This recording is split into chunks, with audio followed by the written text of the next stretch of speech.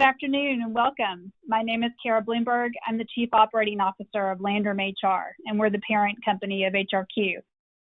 For those of you that aren't familiar with HRQ, we're a professional services firm and we have 20 years of serving clients across the country.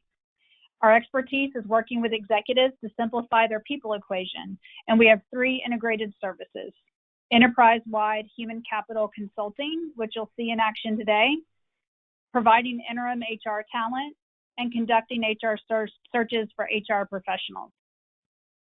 In 2019, HRQ joined forces with Landrum HR, who has over 50 years of experience in the HR provider service space. Now we provide end-to-end talent solutions for clients, and HRQ is one of our 4 divisions. Our other divisions offer PEO services, worksite management and staffing solutions, and insurance. A few housekeeping items to point out before we get started. Please feel free to ask us questions using the question pane in the control panel. We've also included a handout in the handout pane that focuses on rapid resource optimization. This is a fast-paced service provided by our consulting practice, and it allows you to understand the impacts of decisions such as furloughs, layoffs, or drastic budget cuts before you make them. You can find out more about all of our consulting services, including virtual learning, HR on call, workforce planning, and organization design by visiting our hrqinc.com website. We are continuing our series today on leading through disruption. And included in our chat feature are links to some of our most recent blogs related to workforce planning in trying times. Now I'd like to introduce our presenters for today.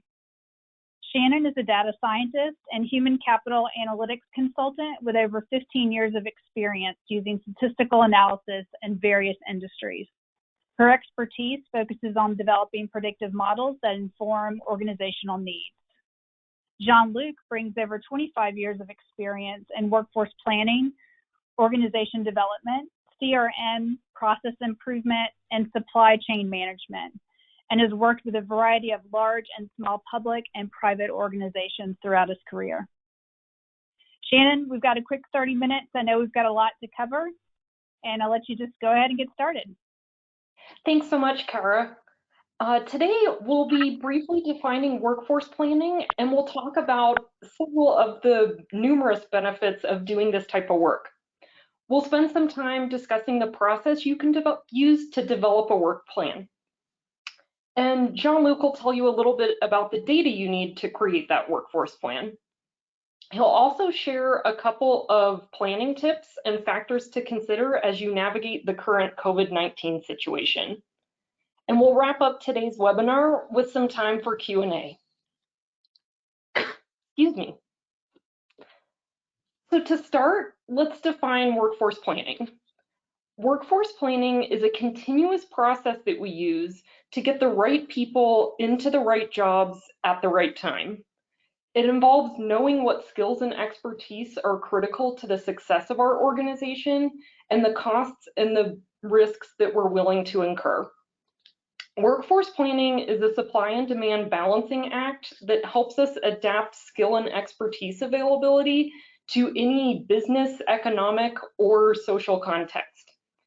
It means having the right mix of employees to meet customer demand. And it also addresses the gap between your workforce today and who you will need tomorrow. So now that we've touched on what workforce planning is, we will go over some of the key benefits associated with this work. So on the last slide, I just mentioned having the right people at the right time, which is the first benefit of workforce planning. When an organization understands things like turnover and retention, how long it takes to hire employees or get interim workers into certain roles, and how long it takes workers to become fully proficient in their job, they can get ahead of the talent curve. You'll improve talent acquisition processes as well as having skilled workers who are ready to meet demand. Next, workforce planning helps organizations determine how to best structure their workforce. So this includes contingent labor, consultants, outsourced workers, and even thinking about locations for flexibility or remote work. Understanding key objectives and projects and who needs to contribute to them allows organizations to optimize their spending and reduce costs through proper staffing. Quantifying your talent needs to meet short and long-term demand helps tremendously with business planning and financial forecasts. A third benefit is being able to predict workforce trends. This might be internal trends or larger scale workforce trends in local, national, or even global markets. Internally, if you're tracking important metrics, you'll be able to be alerted to potential issues before they impact your business objectives. More broadly, understanding factors that affect the workforce at a societal level helps companies to better adapt. So, for example, there are numerous economic indicators like GDP growth rate and unemployment rate that affect individual organizations. Great workforce planners and analysts pay attention to this type of data and consider the effect that it has on their organization. Fourth, workforce planning also provides insight into strategic initiatives. Understanding your talent pool and workforce trends within your organization can shape strategy development and influence how initiatives are implemented. Knowing the variety of skills that workers possess can help to set realistic and attainable goals for your organization. Working in the opposite direction, you might have a company strategy, but realize that there are not enough skilled workers to drive that strategy. Workforce planning can help you know who to bring in. Next, workforce planning also helps HR to align with organizational strategy. Our team has helped numerous clients transform the HR department at their organization from a transaction hub to a strategic partner for the business. Workforce planning is a fantastic way to accomplish this shift. By understanding the talent that your company's team needs to be successful, you can help them find the right people to accomplish their goals. And finally, workforce planning helps to manage risk or trade-offs that relate to staffing decisions. During our workforce planning projects with clients, it's pretty common for us to uncover that one single individual at the company knows how to do some critical task or work. So he or she basically has the secret sauce. This is a huge risk. If that person leaves, who will see that work continue? This is similar to the risk in supply chain management when you only have a single supplier for critical materials. Workforce planning can help to shed light on risks like that. Likewise, workforce planning often involves what-if analyses. So for example, when we were working with a recent client, we analyzed data according to several different scenarios for how staffing level might affect the number of transactions completed as well as customer wait times. So now we'll go over the workforce planning process. Keep in mind that workforce planners typically build plans for either a specific skill or a position or role that is critical to the organization. You can also model the entire enterprise, which is a huge endeavor. If you're new to workforce planning, we highly encourage you to focus on a skill or a position. The most important concepts from this visual are in the turquoise boxes: supply and demand. Demand is driven by services or products that need to be delivered. Those are our workload drivers. When defining demand, we need to consider critical skills or positions to deliver those products and services, and the business processes that require critical position participation. Supply is driven by available workforce. It's the internal and external options we have to secure the skills that we need when we need them. Our goal as workforce planners is to evaluate and close the gap between supply and demand. Ideally, you want to anticipate demand and get ahead of the curve. To give a pretty timely example, 3 months ago, few of us could have guessed that we would experience a nationwide toilet paper shortage. So demand suddenly skyrocketed and supply became scarce. Some savvy folks heard the buzz early on, and they were able to buy toilet paper for their home before shelves were bare. Similarly, when you track workforce data, you'll be able to anticipate needs and take action before a problem arises. We have three key options for closing the supply-demand gap. We can build our workforce, developing skills in-house. We can borrow workers, bringing in contractors, consultants, or freelancers, or we can buy or hire new employees. While closing the supply-demand gap, we also want to manage capacity and capability, so our current and future potential abilities, time, keeping in mind how long it takes to secure workers and for them to become proficient, costs, making sure that the decisions we make optimize resource expenditure, and then finally risk, so managing our exposure to different factors that might reduce profit or result in some form of failure. So now that I've described the workforce planning process, Jean-Luc will tell you about the data that you need to develop a workforce plan. Thank you, Shannon. Good morning, good afternoon, or good evening for our listeners, and thank you for being listening to this webinar. So workforce planning data. What we'll go through this slide is really to show the variety of recommended data elements that we look at and take part in the workforce planning process. We look really at the constellation of data, and I'll touch on the essence of those and provide example to try to illustrate the importance. So there's a lots of data, details, and data points. So first, understanding demand, and Shannon mentioned demand supply. It's really always revolving around demand and supply. Understanding demand for skills and expertise. Think strategic and process operations data. That's what it's all about. So the strategy provides the direction the organization is moving towards and could be moving towards, and implication on the workforce. For example, moving towards AI and digitization for monitoring oil and gas infrastructure. Well, what's the impact on operations, maintenance crews, skills requirements, crew composition, dispatch, etc.? What's the impact on the workforce? Changing patient care approach after surgery and providing in-home care follow-up. Well, how does it impact patient recovery time, the shortening of hospital stays, readmission, staffing requirements, and etc.? So, importance of understanding that. Then we look at process data, and the process data sheds lights on the work and effort required to deliver on the strategy. We focus on the ones that do matter because they are critical and represents 80% of the workload, or represent 80% of the workload. And so to understand the process, we focus on one piece that Shannon mentioned, workload drivers. That's the unit of measure you use to quantify the level of effort required. For example, what's the number of loans to process? What's the number of strategic initiatives you manage? What's your portfolio of accounts that you're managing? The number of staff you oversee, etc. At the same time, you have to define service levels. What's the understanding of the standard at which that process needs to operate? And that's a place where sometimes operations are not even clear on that, and we really have to work at defining that. So for example, is it serving 80% of customers within 3 minutes? Is the loan process within 30 days? Is a ticket process within 24 hours? And then some other administrative work. How do you define performance?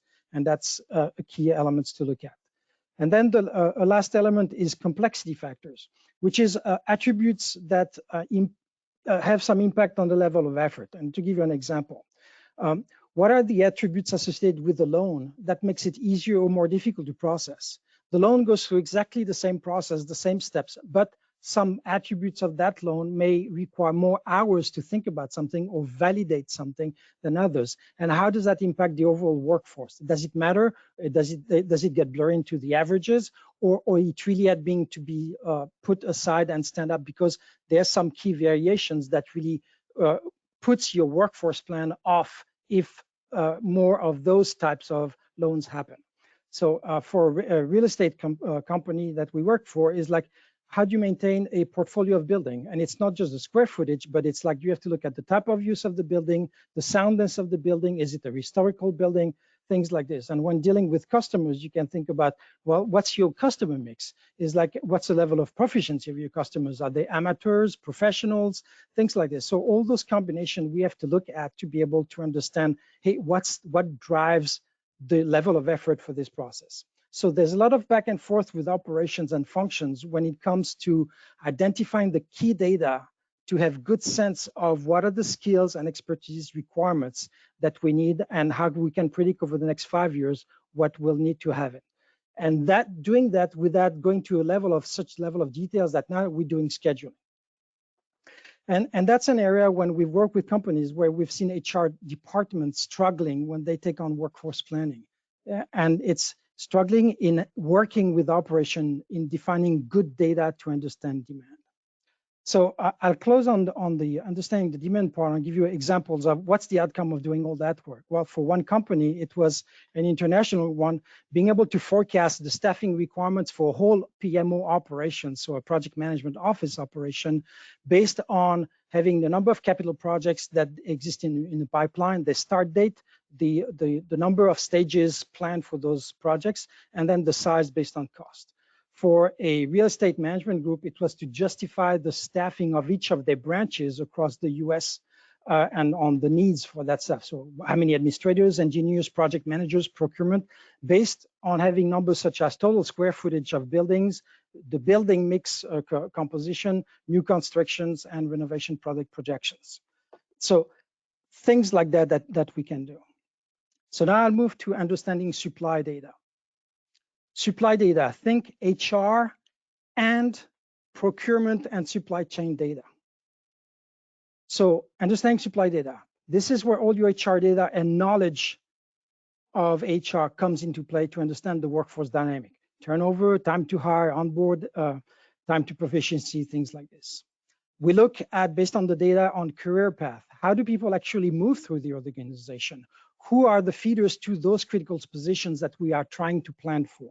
And really not hearsay people saying, oh yeah, they come from this group or they come from that group. No, we look at the data because often we see some discrepancies and there's usually some aha moments that when people look at those maps and saying, oh, I didn't realize 45% of that position was fed by this one.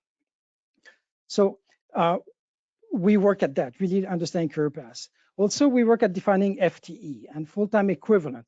Well, we look at the actual time spent directly by an employee on customer value added activities versus other types of activities.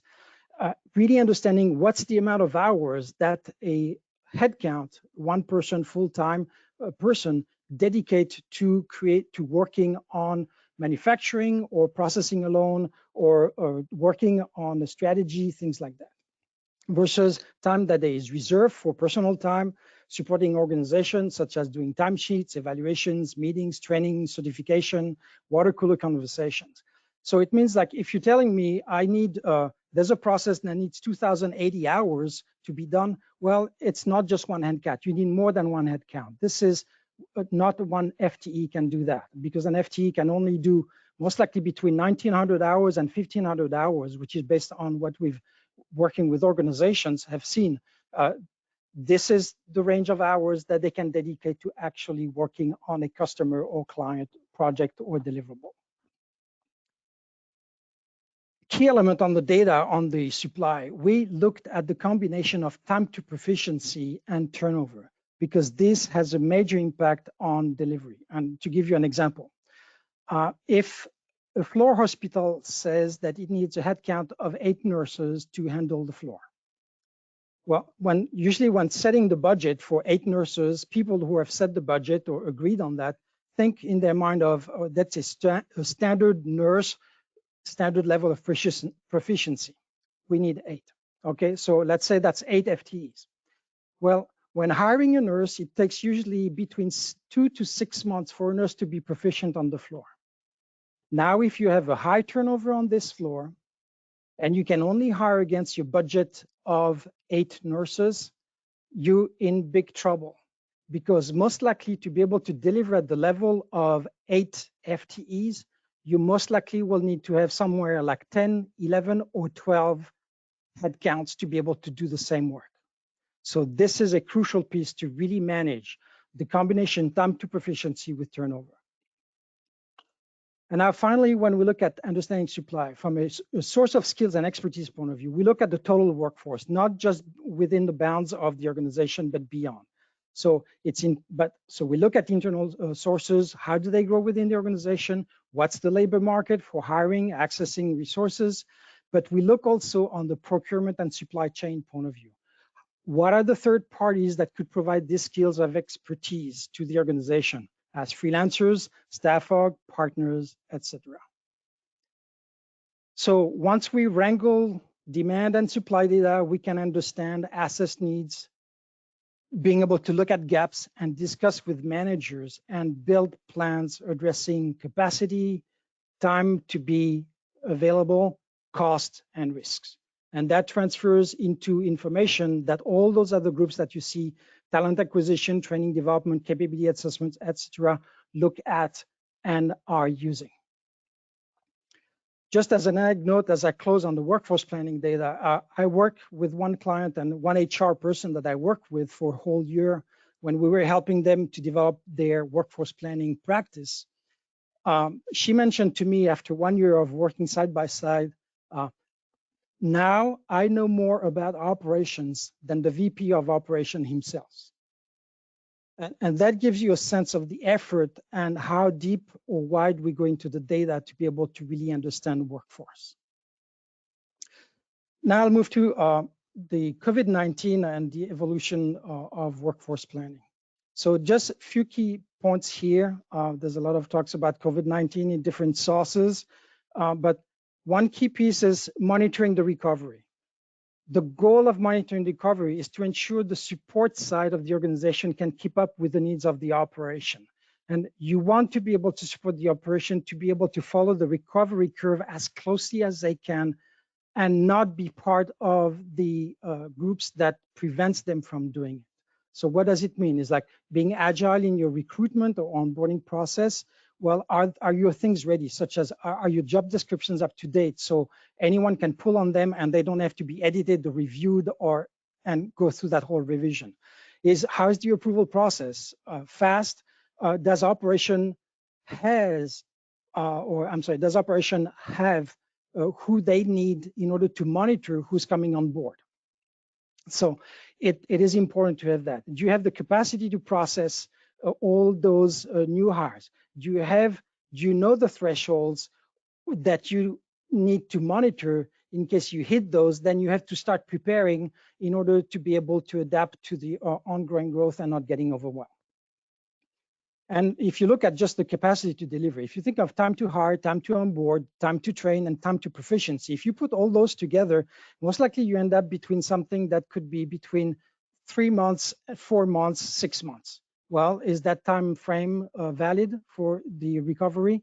Maybe not. How can you shrink it? Things to think about. Now, consider the future adoption of remote work.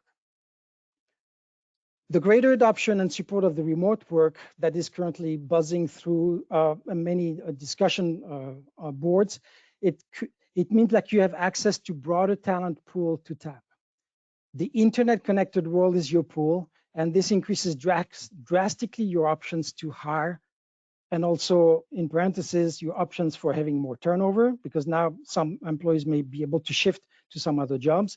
But basically, it provides you access to skills in different geographies, access to people with maybe in the past had mobility handicaps who could not ensure a regular office presence, but now from home can do it.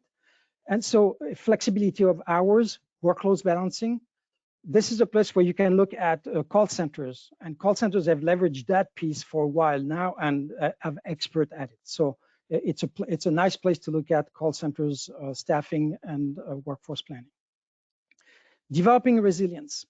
A key part there of the developing resilience is the resilience of an organization from a workforce point of view comes from the bench strengths you have, so the number of people, the quality of expertise, but also the agility to reallocate these skills and expertise within the organization towards value creating and value protecting opportunities.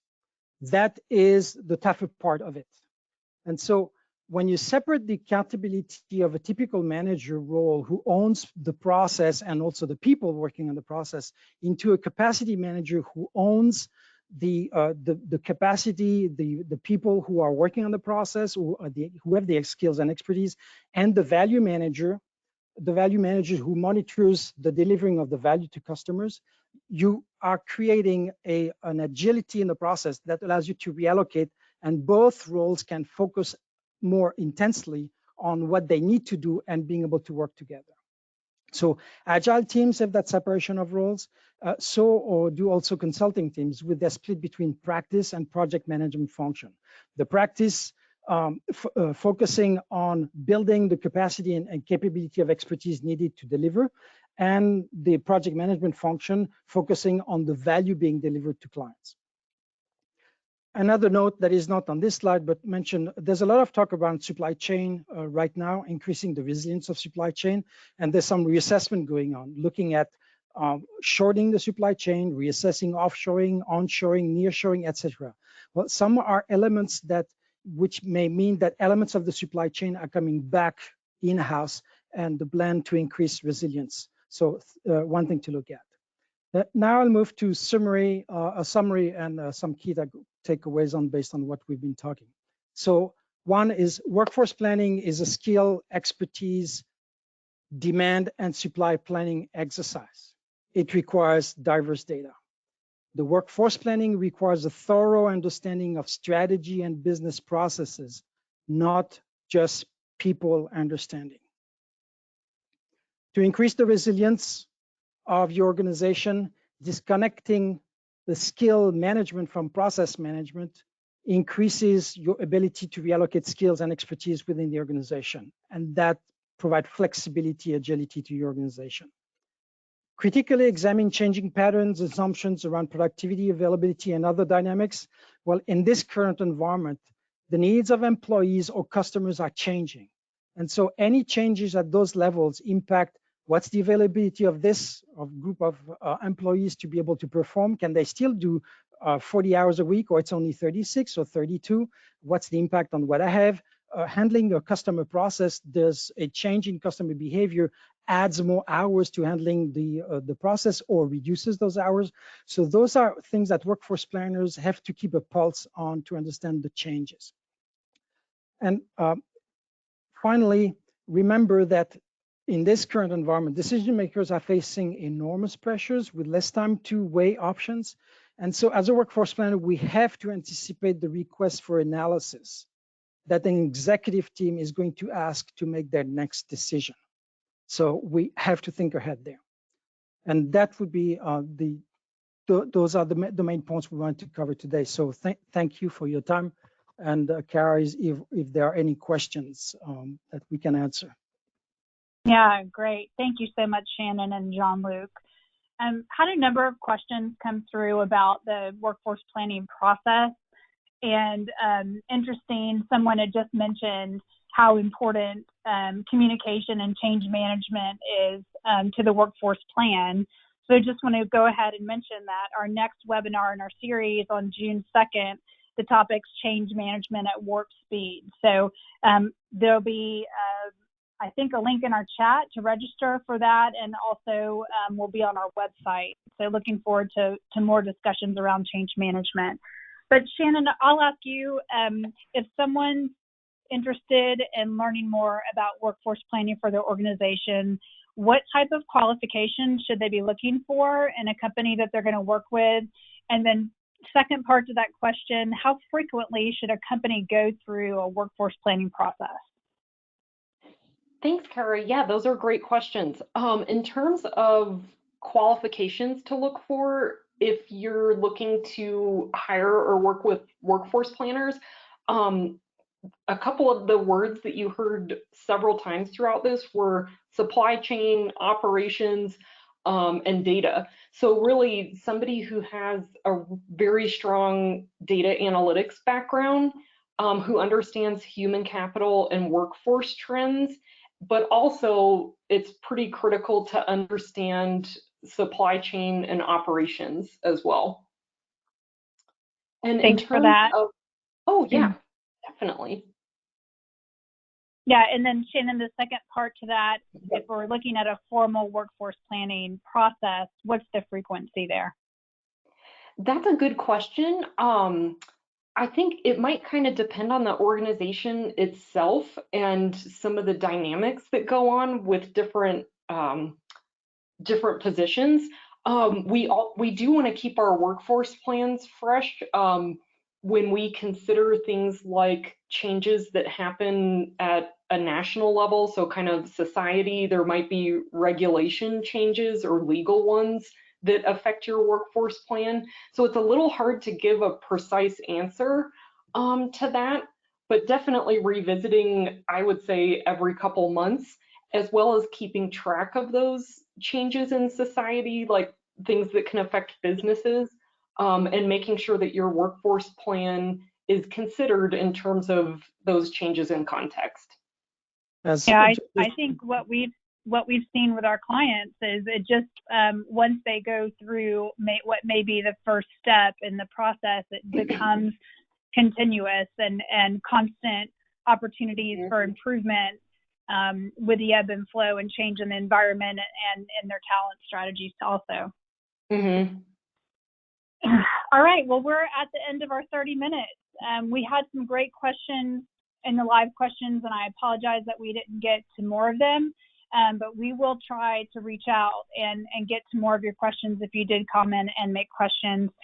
Shannon and Jean-Luc, thank you so much. Great content today. A recording of the webinar is going to be available and sent out to everyone that registered.